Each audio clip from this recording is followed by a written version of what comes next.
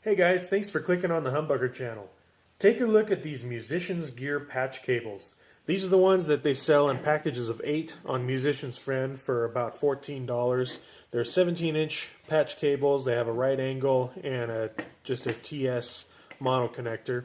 And they seem like a really great deal at 8 for $14, but they're not that great once you get them. The first thing I noticed is that not all the connectors are the same. The length is pretty different there, and so it causes some of them to stick out of a pedal a little bit, like they're too long to go all the way in, which is fine, it still works.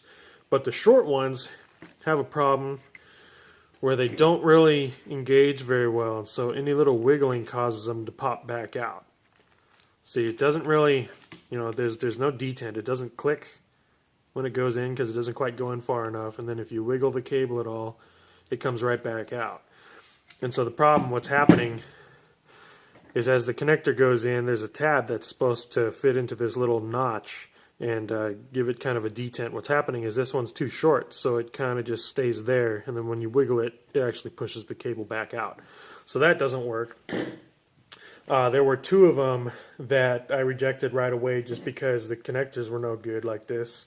I also noticed that there were differences with the connectors, like they're not all made out of the same pieces. Hopefully you'll be able to see, but the shoulder on this one is nicely rounded, and the shoulder on this one is completely square and sharp, and also the shape of the tip here is different. This one tapers down to a smaller point and is longer. This one's kind of more rounded and it stops blunter. So they're not all made out of the same pieces, which wouldn't necessarily be a problem, but it just, to me, it kind of speaks to the low quality of these cables. Like they're just made out of the, maybe they're made out of reject bin parts, I don't know. But they don't seem to have much of an eye for quality. So there were 2 that I rejected because of the length of the connectors were wrong.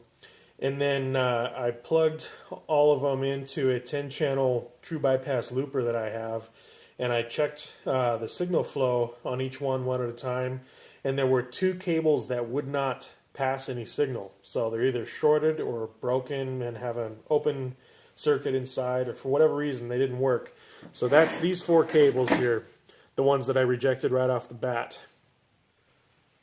So that leaves the rest of them here, 12 more cables. I went ahead and wired up my pedal board with them, and during a sound check when we were going to first start playing, I had a loss of signal. So I went through and while everybody else was sound checking, I was troubleshooting, and one of these cables was bad, so I swapped it with another one since I hadn't quite used all of them, and it worked for a little while, and then I had another one fail.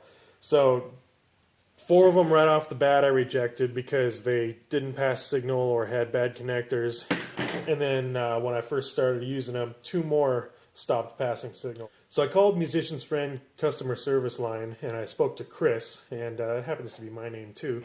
He was really helpful. Within about 2 minutes he had emailed me a return label for shipping, so I'm going to send them back, and they let me go ahead and exchange them towards some nicer cables.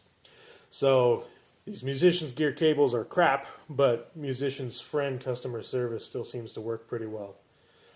So there you go. Hopefully you'll watch this video before ordering these cables and decide not to.